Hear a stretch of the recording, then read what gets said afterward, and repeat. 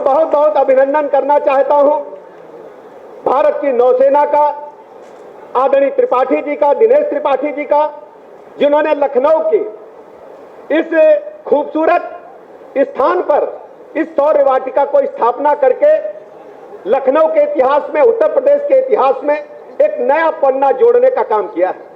हम सब जानते हैं अच्छी तरह उत्तर प्रदेश की राजधानी लखनऊ लगातार हिंदुस्तान के लिए लड़ने वालों के लिए, रणबांकुरों के लिए एक ऊर्जा का केंद्र, एक मैं कह सकता हूं कि शौर्य का केंद्र रही है। चाहे 1857 की हम चर्चा करें, अभी मैं चर्चा कर रहा था 1857 की क्रांति में, डॉक्टर साहब से चर्चा कर रहा था, दिनेश शर्मा जी से, कि उस समय हमारे रणबांकुरों ने, श्रद्धेय उदा देवी जी ने अंग्रेजों से मुकाबला करते हुए पेड़ पे चढ़ करके 19 अंग्रेजों को मौत के घाट उतारने का काम किया था। 1857 के बाद यदि 1947 की आजादी की लड़ाई हो तो उसमें भी हमारे रणबांकुरों का अहम योगदान था। लखनऊ में ही काकोरी कांड हुआ था।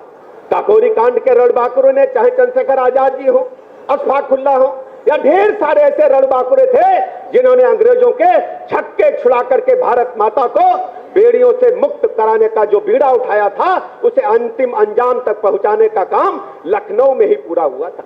मैं आभार प्रकट करना चाहता हूं माननीय रक्षा मंत्री जी का। पूज्य अटल बिहारी वाजपेयी जी ने जो सपना देखा था, कारगिल शहीदों को जब लखनऊ में सम्मान हुआ, लाखों की संख्या में लखनऊ के जनता उमड़ी थी, जिस ढंग से शहीदों के सम्मान में तो कारगिल वाटिका बनाने का काम रक्षा मंत्रालय ने भी किया और नगर निगम में भी तत्काल समय में डॉक्टर दिनेश शर्मा जी ने करने का काम किया था।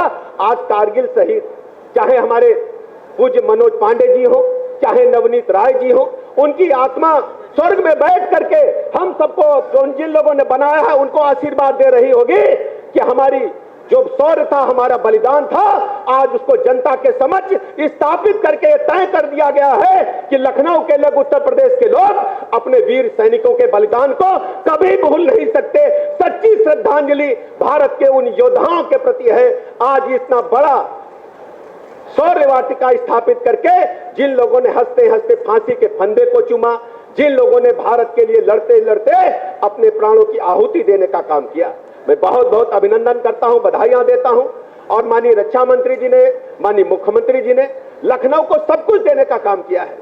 हम सब जानते हैं, चमचमाती हुई सड़कें, अच्छी विद्युत व्यवस्था, अच्छे अस्पताल, बड़ी संख्या में पर्यटन केंद्र, और रक्षा मंत्री ने तो और अद्भुत काम कर दिया।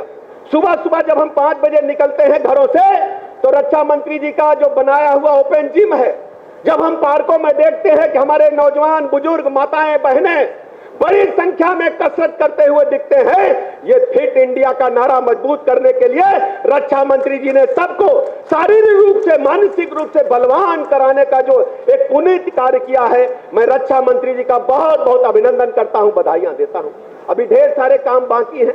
मेट्रो का सेकेंड फेज आ गया है, गोमती नगर का चमचमाता हुआ रेलवे स्टेशन और लखनऊ का हवाई अड्डा बताता है कि भारत दुनिया के सबसे जो अच्छे एयरपोर्ट्स हैं, उसमें लखनऊ का हवाई अड्डा किसी भी मामले में कमजोर नहीं है। शहीद पथ से जब हम निकलते हैं, माननीय अटल जी की याद आती है और रक्षा मंत्री जी की याद आती है। आदरणीय रक्षा मंत्री जी उस समय भूतल परिवहन मंत्री होते थे। पूज्य अटल बिहारी वाजपेयी जी देश के यशस्वी प्रधानमंत्री होते थे। अटल जी ने कहा कि हमको कल लखनऊ जाकर के सड़क का शिलान्यास करना है, तो आदरणीय उस समय के तत्कालीन भूतल परिवहन मंत्री जी ने 24 घंटे के अंदर इस प्रोजेक्ट को सैंक्शन किया था। आप सोचिए, ये शहीद पथ न होता तो हम लोग आवागमन में कितना बाधा उत्पन्न होती। आज हम लोग जो गति के साथ गतिमान रहते हुए लखनऊ के आर पार जाते हैं, अयोध्या रोड से लेकर कानपुर रोड तक, ये यशस्वी रक्षा मंत्री जी की देन है। आज मुझे कहने में गर्व है कि पूज्य अटल बिहारी वाजपेयी जी ने जो सपना देखा था लखनऊ को विकसित करने का, उसे पूरा करने का काम आदरणीय रक्षा मंत्री जी कर रहे हैं। ढेर सारे प्रोजेक्ट, दर्जनों फ्लाईओवर, अवध चौराहे का भी निर्माण हो रहा है। और इस क्षेत्र में जब हम आते हैं, खासकर शहीद पथ के हम बाईं तरफ देखते हैं, दाहिनी तरफ देखते हैं, महसूस होता है किसी अंतर्राष्ट्रीय शहर में आ गए हैं। गगनचुंबी इमारतें, बढ़िया चमचमाते हुए माल और सौर वाटिका उसमें सितारे की तरह चमकेगी। मैं सभी अपने स्वतंत्रता संग्राम सेनानियों का, अपने फौजियों का, अपने सेना का सैल्यूट करता हूं, अभिनंदन करता हूं और आदरणीय रक्षा मंत्री जी का, आदरणीय मुख्यमंत्री जी का बहुत बहुत आभार प्रकट करता हूं। विशेष आभार अपनी नौसेना का और आप सबका बहुत बहुत धन्यवाद, आभार। रक्षा मंत्री जी के चाहत के अनुरूप उनके अपने कार्य क्षेत्र में, उनके अपने लोकसभा के क्षेत्र में आदरणीय मुख्यमंत्री जी के नेतृत्व मार्गदर्शन में इस परियोजना का पहला फेज आज लखनऊ वासियों, प्रदेश वासियों, राष्ट्रवासियों को समर्पित हो रहा है। इस अवसर पर राष्ट्र की सुरक्षा के दृढ़ प्रहरी पूर्व राष्ट्रीय अध्यक्ष हमारे आदरणीय रक्षा मंत्री जी ने जिस तरीके से उत्तर प्रदेश में ब्रह्मोस प्रदेश बनाने का काम किया है, ऐसे आदरणीय रक्षा मंत्री जी का जो हम सभी के मार्गदर्शक हैं, उनका मैं हृदय से लखनऊ की पावन धरती पर हृदय से आज के शुभारंभ पर, आज के लोकार्पण पर बहुत बहुत स्वागत करता हूं, अभिनंदन करता हूं। हम सभी के मार्गदर्शक कर्मयोगी परम पूज्य माननीय मुख्यमंत्री जी श्री योगी आदित्यनाथ जी उपस्थित हैं। उनका विशेष पर्यवेक्षण रहा और एक रिकॉर्ड समय में ये वाटिका, नौसेना स्वर वाटिका पूर्ण होकर के आम जनमानस को समर्पित होने का काम हो रहा है। आदरणीय उप मुख्यमंत्री केशव मौर्य जी और अन्य उपस्थित सभी नेताओं का, अपने पार्टी के वरिष्ठजनों का हार्दिक स्वागत करता हूं। नौसेना संग्रहालय का शिलान्यास आदरणीय मुख्यमंत्री के कर कमलों से 21 नवंबर 2023 को संपन्न हुआ था।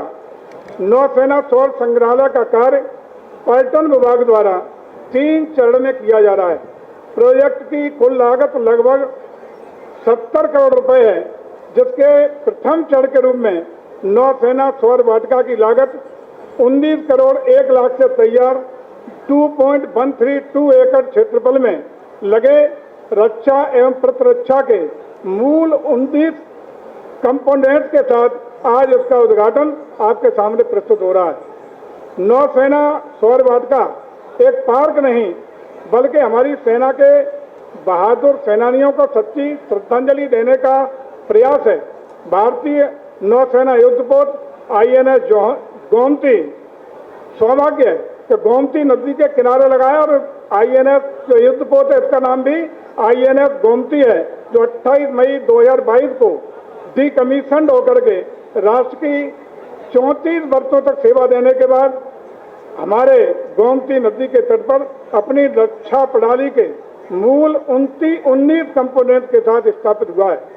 माननीय प्रधानमंत्री श्री नरेंद्र मोदी जी के आत्मनिर्भर भारत के दूरदर्शी संकल्प और हमारे विज्ञान शिक्षक रहे आदरणीय रक्षा मंत्री जी के और माननीय मुख्यमंत्री के संयुक्त नेतृत्व में लखनऊ की धरती पर यह विश्व स्तरीय ब्रह्मोस अत्याधुनिक तकनीक सुपरसोनिक मिसाइल का जिस तरीके से निर्माण हो रहा है, ये नए भारत की वैज्ञानिक क्षमता, आत्मनिर्भरता और राष्ट्र सुरक्षा का सशक्त प्रतीक है।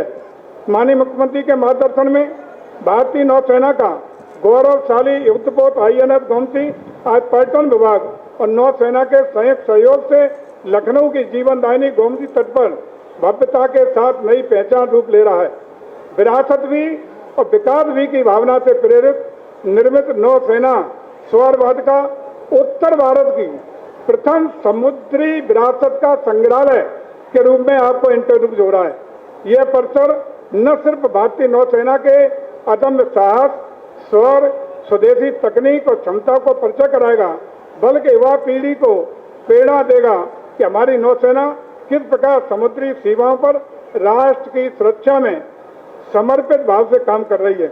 मानव जिस प्रकार उत्तर प्रदेश के आध्यात्मिक कॉरिडोर अयोध्या, काशी और मथुरा वैश्विक मानचित्र पर अपनी पहचान बना चुके हैं, उसी प्रकार आज उत्तर प्रदेश ब्रह्मोस जैसी अत्याधुनिक सुपरसोनिक मिसाइल और रक्षा उपकरण के निर्माण के क्षेत्र में नई ऊंचाइयां प्राप्त कर डिफेंस कॉरिडोर लखनऊ, कानपुर और झांसी ट्रायंगुलर बना करके अब राष्ट्र की सामरिक शक्ति का भी केंद्र आदरणीय रक्षा मंत्री के नेतृत्व में बनने में सफल हुआ है। मानवर उत्तर प्रदेश से तो वीरों की भूमि के रूप में जाना जाता है।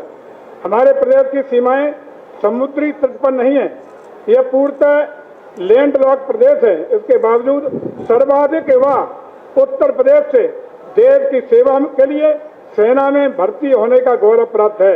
ऐसे में यह नौसेना संग्रहालय केवल सैन्य पर्यटन केंद्र नहीं बल्कि युवाओं के लिए प्रेरणादायी और मार्गदर्शक सिद्ध होगा।